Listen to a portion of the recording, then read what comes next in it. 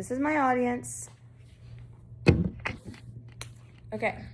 Have you ever smelled something and been instantly reminded of a childhood memory? Something that reminds me whenever I smell it is freshly baked chocolate chip cookies, and it takes me back to baking them with my grandma. Or maybe hearing a song that brings back memories of a special event. A song that always takes me back is The Gambler, being played onto my grandpa's old record player. Our brains can store some experiences and bring them back years later. Today, I'm going to explain to you how a memory is formed, stored, and retrieved by the brain. To help you understand memory, I'm going to first explain what it is. Then I will explain to you how it's formed and stored inside of our brains. Lastly, I will explain how memories are retrieved and why some are forgotten or even simply altered. Before we discuss what a memory is and how it is formed, it's important that we know. Memory is the brain's ability to store, encode, and retrieve information. This allows us to learn from recognizing people, places, experiences, and for us to perform everyday tasks. When we look at the American Psychological Association's Learning and Memory, it informs us that memory is a fundamental process and that this can help us learn and adapt throughout all of our lives. Throughout the American Psychological Association, we learned that these are three different types. Psychologists divide memory into three main types. The first is sensory. The sensory memory briefly holds information that's gathered throughout all of our senses. For example, this can be like when we see a flash of lightning before you hear the thunder. Your sensory memory helps your brain process this information before we see. The second type is a short-term memory. This is referred to sometimes as the working memory. This is temporarily stored information we are actively thinking about. This can be simply like a phone number that we have to remember for even just a few seconds. The third type is a long-term memory. This stores information for extended periods ranging from days to a lifetime. These are memories like birthdays, important events, and even family vacations. Now that we know the three different types of memory, let's explain how they are created. The first step is creating a memory, and this is called encoding. This occurs when the information from our environment is converted into a form that the brain can store and process. Paying attention is a very critical part in this.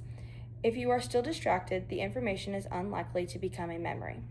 According to the American Psychological Association, it can help determine which information enters your memory system and which information is just ignored. According to the National Institute of Neurological Disorders and Stroke and Brain Basics, Know Your Brain, once information is encoded, it is stored. One of the most important structures involved in memory formation is hippocampus, a small region that's located deep within your brain. Scientists have found that the hippocampus can help organizations and transfer information into long-term memory. Repetition and practice also strengthen these memories. This is why when you're studying material, multiple times often helps lead to a better example in what's going to come out of it than whenever you're trying to memorize it all at one time. Researchers at Harvard Health have said that emotions can also affect how we form these memories.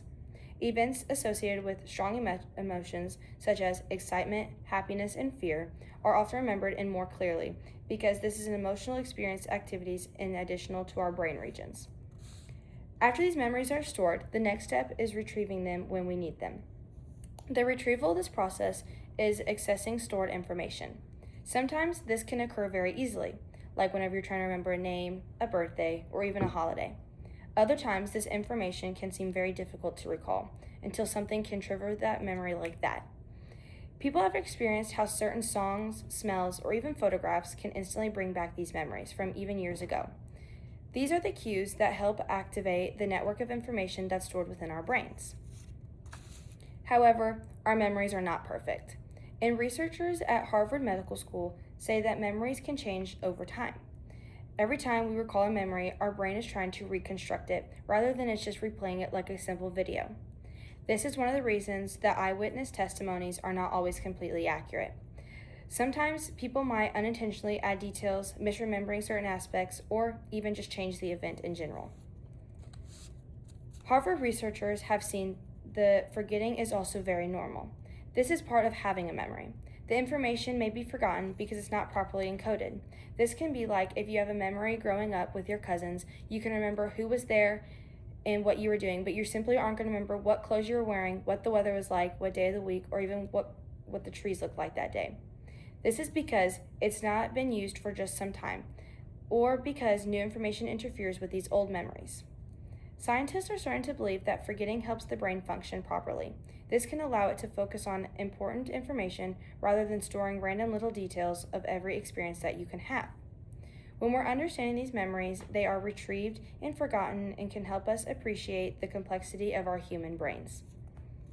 Today, I've informed you guys what memories are and how you know them better.